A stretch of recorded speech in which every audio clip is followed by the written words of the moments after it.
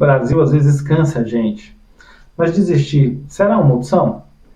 O funcionamento da comunicação através dos veículos de comunicação, o que é falado versus o que eles querem que você entenda ou o que nós entendamos.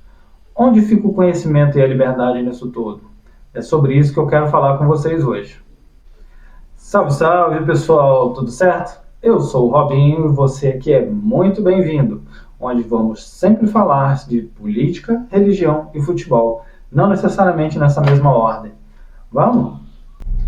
Então vamos lá, pessoal, mas antes de entrar no assunto do vídeo, dá o seu joinha, dá o seu like, compartilhe esse vídeo com os amigos, com parentes, deixa aqui embaixo um comentário sobre o que você pensa sobre esses assuntos que eu abordei no início. Vamos lá, então?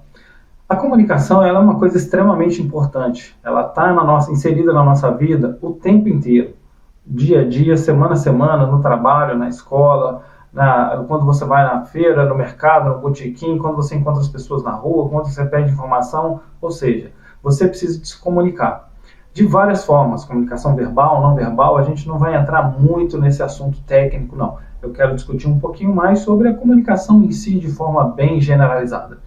Então, nisso, eu vou começar com uma coisinha que normalmente a gente tem três envolvidos na comunicação. Tá? A comunicação, ela tem a mensagem. Qual que é a mensagem que se pensa sobre um determinado assunto? Essa mensagem, ela tem um caminho, né? Então, eu falo a mensagem, essa mensagem, ela vai até você. E tem o recebedor. Se os três não tiverem bem integrados, muito claro, essa informação, essa comunicação, ela vai chegar com muito ruído. Ela pode chegar completamente distorcida. E aí é que a gente entra naquela parte, o que se fala e o que quer que você entenda, ou o que quer que a gente entenda. Eu vou dar alguns exemplos. A política sempre falando um título que diz o seguinte: orçamento secreto. Com certeza você já ouviu falar sobre isso. E aproveitando que você já deve ter ouvido falar sobre isso, diz aqui embaixo o que você entendeu sobre orçamento secreto, né? Se você viu dessa forma. Tá? Então, por que era utilizado como orçamento secreto? Se você analisar aí, ele tem um tom pejorativo. Ele utiliza essa frase de uma forma em que você absorve essa informação de forma negativa. Tá? E hoje, passado a eleição, passado o momento em que ele foi escolhido o que, ao meu ver, eles queriam que fosse escolhido, né, que é o presidente eleito Lula, todos os veículos passaram a chamar de verba de relator. Na verdade, os dois são a mesma coisa. Mas por que eles falavam de forma diferente? Então, qual que sempre foi a intenção? Sempre foi pegar a imagem do governo que está aí até o final do ano, esse governo atual, e fazer com que essa imagem fosse deteriorada cada vez mais. Eles não gostavam. Cada um pode ter o seu pensamento a respeito disso. Tá? Eu não estou aqui para dizer o que você tem que gostar ou o que você não gosta. Eu, particularmente, eu estava acreditando no governo, que era um governo diferente, então eles queriam denegrir a imagem desse governo. Então eles sempre utilizavam os textos de forma pejorativa. Né? Eles sempre pegavam algumas falas, botavam fora de contexto. E aí um texto fora de contexto, o entendimento fica completamente comprometido. Se falava muito sobre orçamento secreto. Então o orçamento secreto ele denota uma coisa, se esse orçamento está secreto, para onde que ele está indo? Por que ele está sendo utilizado dessa forma? Será que está sendo desviado de alguma maneira? Será que não é essa a informação que ele queria passar para você ou que você devia entender assim?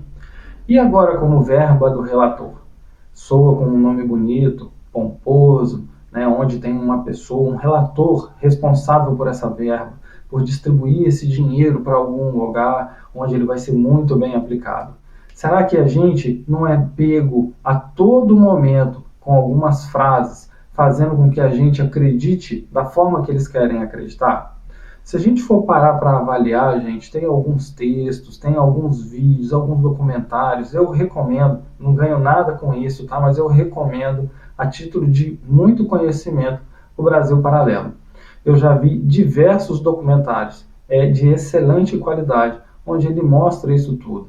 Também falei no outro vídeo sobre um livro que eu li, que é o livro do George Orwell, que é o 1984, onde ele fala de um mundo distópico. E esse mundo distópico ele é todo regido o tempo inteiro por propaganda. Lógico, ele é um mundo distópico onde existe uma ditadura, né, onde só funciona o que o governo quer. E a história, inclusive, ela é reescrita. Eles mudam o passado para que as pessoas passem a entender do jeito que eles querem. Então vocês estão vendo como que a comunicação ela é extremamente importante. A comunicação não é só o que a gente usa no nosso dia a dia, é o que a gente ouve também dos veículos de comunicação.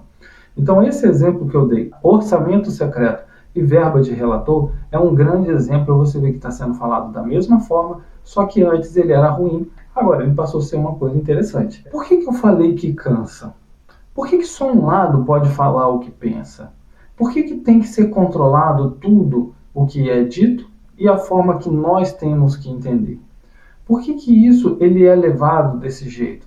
Então, se a gente for pensar naquele país lá da Alemanha, aquele cara do bigodinho, né, o que ele fez, se você for estudar um pouquinho, não precisa se aprofundar muito não, você vai ver que o que prevaleceu durante todo aquele período era a propaganda, como ele era vendido, como ele se vendia para o seu povo, para a sua população. Durante muito tempo isso funcionou. Então eles sempre vêm com a pompa de que eles estão vindo para resolver um problema, né? Que a democracia está em risco. Quantas vezes você já deve ter escutado falar sobre isso? A democracia está em risco, né? A comunicação ela precisa de ter controle, porque senão você pode falar tudo que você quiser. E qual é o problema de você falar tudo que você quiser? Por que você não pode falar tudo que você quiser? A gente tem que ter a oportunidade de falar, e se a gente falar alguma coisa de errado, a gente vai pagar por isso. Quem tem que decidir sobre isso é o povo. E aí entra a questão da democracia. Se nós não estamos decidindo como povo, aonde está a democracia? Tá? Então, eu venho mais uma vez reforçar sobre o que se fala e sobre o que se quer que entenda. Tá? Então, para isso, só o conhecimento liberta. Tá? Leia livros, faça uma pesquisa, não fique só na manchete que você vê. Hoje com o celular é tudo muito rápido. Você entra numa página, tem a manchete de uma determinada notícia, a manchete diz alguma coisa, mas muitas das vezes você não clica para poder ler a matéria. Então quando você fica só na manchete, às vezes aquela mensagem ela foi passada só para te causar um impacto.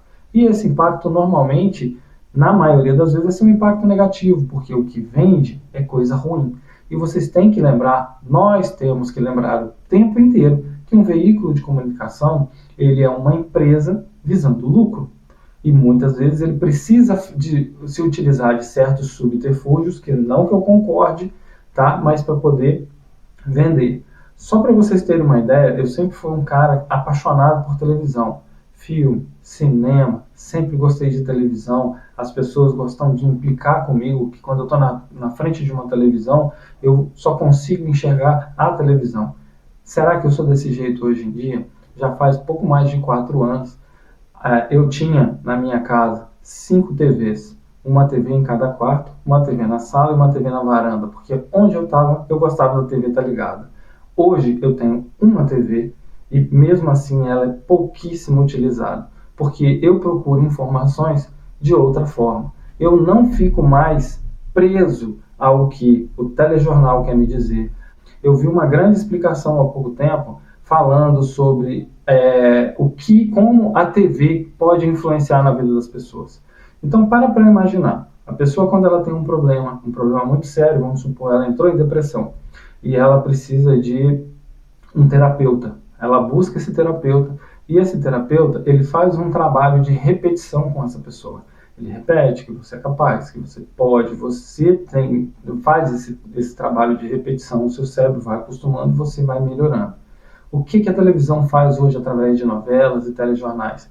Ele coloca, embute tudo na sua cabeça para poder tentar normalizar coisas que antes não eram. Então, hoje a gente vê aí programas em que faz um pequeno dilema, as pessoas entrarem num pequeno dilema. Chega num hospital um policial e um traficante. Quem deve ser atendido primeiro? E as pessoas, na maioria das vezes, foram para o lado do traficante, porque o traficante é vítima da sociedade. Será que é vítima da sociedade? Como eu falei para vocês, no Brasil Paralelo tem diversos documentários. Num desses documentários eu vi que eles fizeram um grande levantamento em que a minoria das minorias das pessoas que vão para o lado errado, para o roubo, para o assalto ou mexer com produtos ilícitos, é o mínimo que vão para esse lado, quando a família precisa da ajuda deles. A grande maioria vai por status, porque eles querem ter o que não tem. E não porque os outros têm, mas é porque eles querem mostrar que eles podem. Ou seja, é a sensação de poder. E hoje, o que a gente vê muito no governo é uma briga pelo poder. As pessoas não estão tão preocupadas com o povo. Tanto que eu vou fazer um desafio. Eu gostaria que você colocasse aqui embaixo, fizesse uma pesquisa. Nós temos 513 deputados. Desses 513 deputados, me diga quantos entraram diretamente pelo voto na Câmara dos Deputados. Ou seja, quantos no dia 1º de janeiro, se eu não me engano, não é no dia 1º de janeiro, a partir do ano que vem, quantos de fato que vão assumir o cargo que foi escolhido pelo povo através do voto. Vocês vão tomar um susto, bem provável, e vocês vão ver que muita gente é puxado por outros motivos, não pelo voto. Então, se a nossa vontade precisa ser feita, por que não são os mais votados que são direcionados para lá? Eu sei que muita gente vai vir aqui com várias desculpas para ter igualdade, para ter diversificação, mas se o povo está escolhendo, a gente tem que manter a vontade do povo, porque é a vontade da maioria. Não adianta a gente ficar deixando com que eles façam a escolha para eles se perpetuarem no poder. A gente tem que ter muito cuidado disso. Vamos sempre pesquisar, vamos analisar tudo, reter sempre o que é bom e vamos divulgar para todos. Um grande abraço e até o próximo. Fui!